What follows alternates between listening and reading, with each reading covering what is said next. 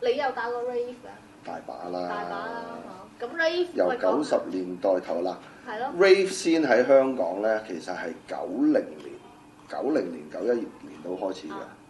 嗰陣時阿 Lee Barrage、阿 Joe Lai、我、Christian，跟住同埋，因為嗰陣時英國人多啊，咁啊英國成日都會有啲英國 DJ 過嚟香港，咁就租幾個地方啦，Bar City 啊、九龍灣啊、Stadium Sports Bar 啊，即係大球場啊，咁呢幾個地方係專係搞呢啲。哇！咁都好 official 咯喎，佢唔係嗰啲即係攞正牌出晒唔係出晒宣傳嘅，嗰啲地方有牌嘅，有牌嘅。政府行為咯，係嘛？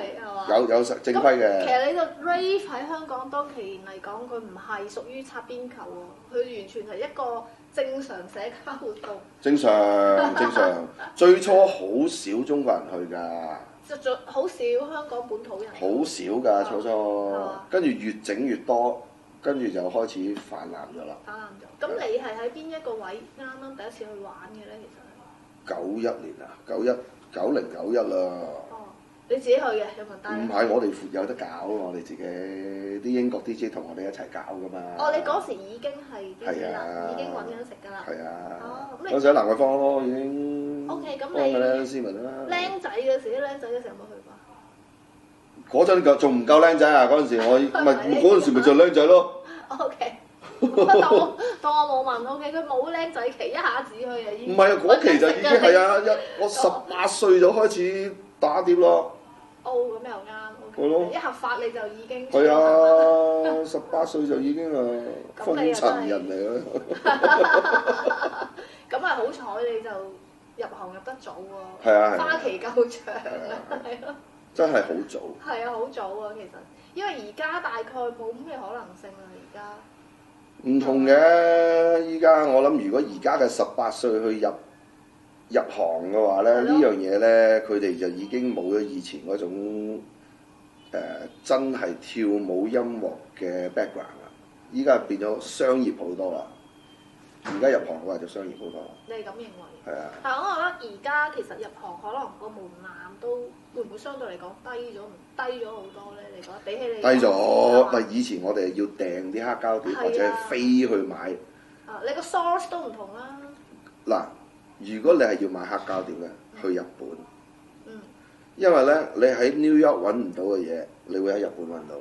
你喺 London 揾唔到嘅嘢，你喺日本揾到。但貴啲。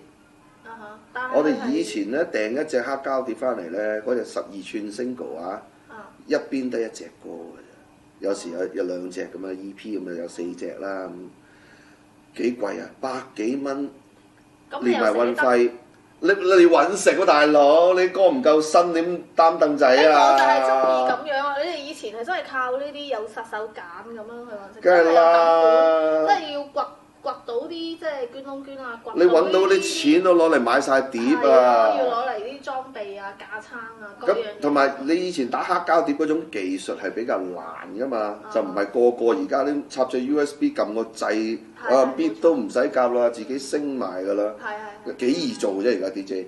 係。一方面係佢個 skill 就真係冇得講啦，係啊，完全唔同。佢功力係完全唔同噶啦，已經。完全唔同。咁另外一方面就係而家啲 source 即係佢好多免費資源。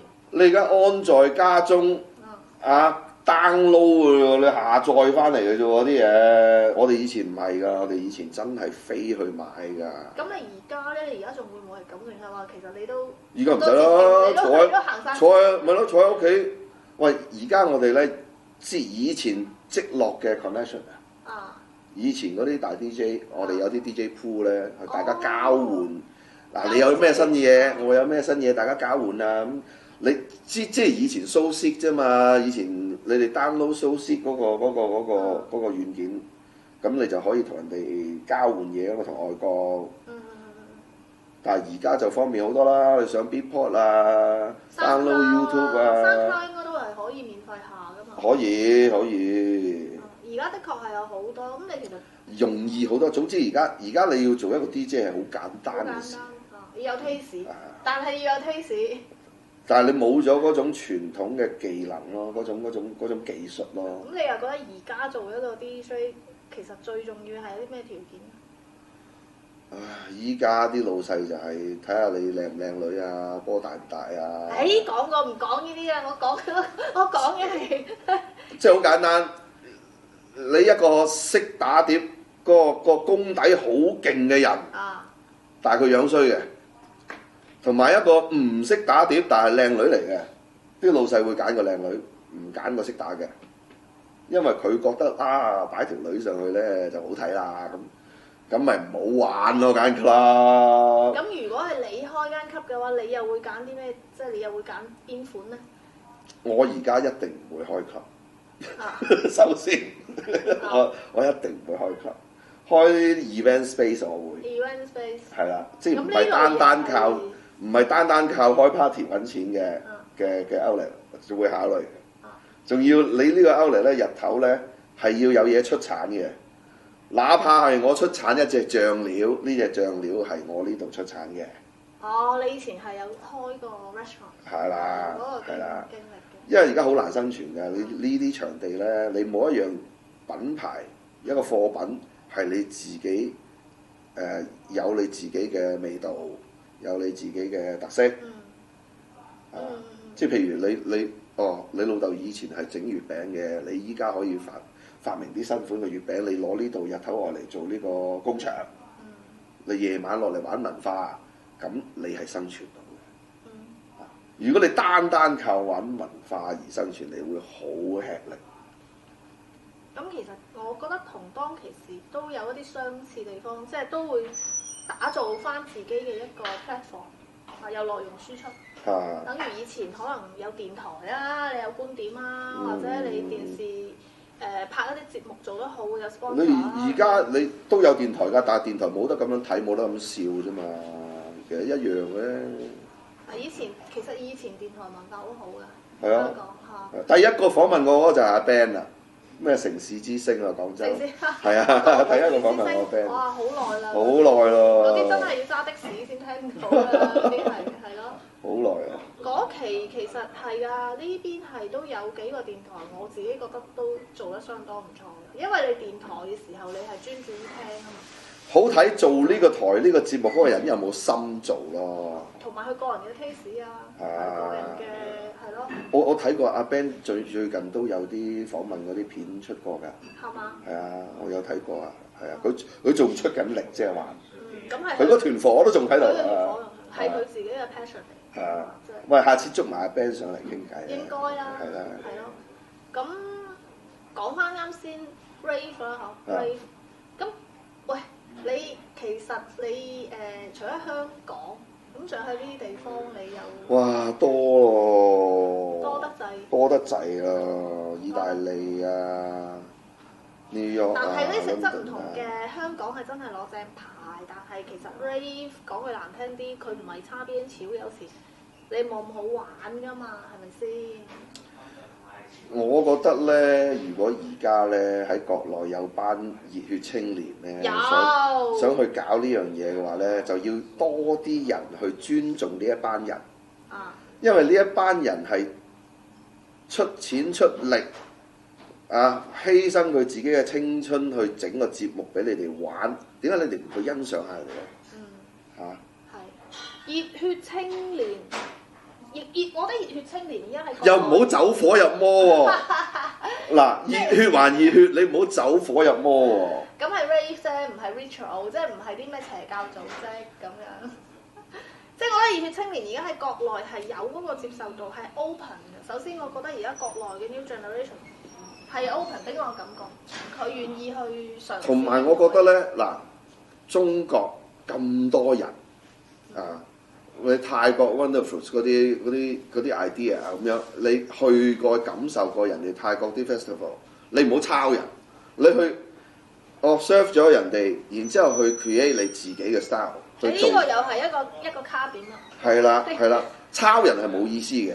咁首先第一階段不可否認佢會有一個模仿嘅性質先，係咪先？佢第一個階段，咁佢要探索，佢又要形成自己嘅體系嗰陣時，佢要先要有個手感啊嘛。咁我咪去先模仿下呢一個形式啊，等等。咁你就要喺搞之前咧，知道自己呢一 part 我係模仿咗邊啲，我盡量去改到佢咧，人哋認唔出嘅。盡量去改到係一個原創嘅 idea。不過我係認同你啱講嗰樣嘢，即係你講電台節目阿 Ben 咁樣嗰檔節目，你覺得佢有 heart 啊嘛？你做件事有 heart 嗰時，你自然就想有自己嘅嗰個好 iconic 嘅辨識度喺度噶嘛。係啊係啊。但係如果你件事冇 heart 嗰時候，係咪先？咁你為咗純粹有冇 heart 咧？有冇 heart 就真係睇錢㗎，講真。我又以為你話唔係真係睇錢，結果你冇經費，你點有 heart 啊，大佬？嗱咁熱血青年就唔同意㗎咯喎，熱血青年咁咪有血啊嘛，又有溫度啊嘛，咁如果佢想做有血有溫度冇經費，你咪又係搞唔到，係咪先？你咪要同好多品牌合作咯。軟性合作就冇去到你啱 Vuitton 嗰啲級數啦，梗係。咁有好多廠牌都想借住，有譬如你呢個項目，佢覺得可以吸引到好多年青人嘅注意嘅，咁佢願意去投放俾你嘅，咁你咪好善用佢哋嘅 budget 咯。我即係突然間諗到啊，我覺得呢個 rave culture，即係呢個概念啊，係有得搞㗎，即係大家唔好成日以為佢好似好雜咁樣。唔係，我覺得咧唔好再用 rave 呢個名啦。用咩名咧？你當係一個群體活動，裏邊其中係包括有跳舞、音樂、文化。有，即係我意思係你提到 sponsor，我覺得而家呢個係有得。你要設計到呢個項目咧係老少咸宜，老豆老母帶個仔去唔會覺得係壞事。都有喎，我有冇去過？真係去過嗰個。一時記唔得喺邊度 ？anyway 啦，講翻你講啲再勁爆啲嘅嘢先。咁喺嗰啲 rave party 入邊啦，即係你喺國外玩嘅嗰啲咁樣啦，你覺得最癲係點樣玩法嘅？最癲當時即係入呢個 party 玩嗰啲，譬如話3日都冇走過嗰個叔，可能一路都冇翻屋企，冇沖過涼啊，或者係。咁嗰啲就真係癲得滯啦！嗰啲癲得滯啦！我去觀摩最深刻嘅就 New York 咯，Sound Factory 咯，好深刻印象真係。我去聽人哋點樣去 tune 個場嘅聲啦，啲燈光係點樣㗎啦，個 DJ 打碟嗰種手法，起嗰個浪收嗰個浪係點樣㗎啦，大戲就真係大戲。人哋唔會咁骨濕打隻歌3分鐘嘅，起碼都10分鐘啊！有隻歌，即係一隻歌都起碼10分鐘至15分鐘。即係佢留個 mood 俾，要留到足夠時間，俾到你去感受。係啊，因為人哋啲場大咧，嗱，譬如我聽到我中意嗰隻歌，咁啱我喺廁所，我唔想知細節。哎呀，嗰隻歌出啦！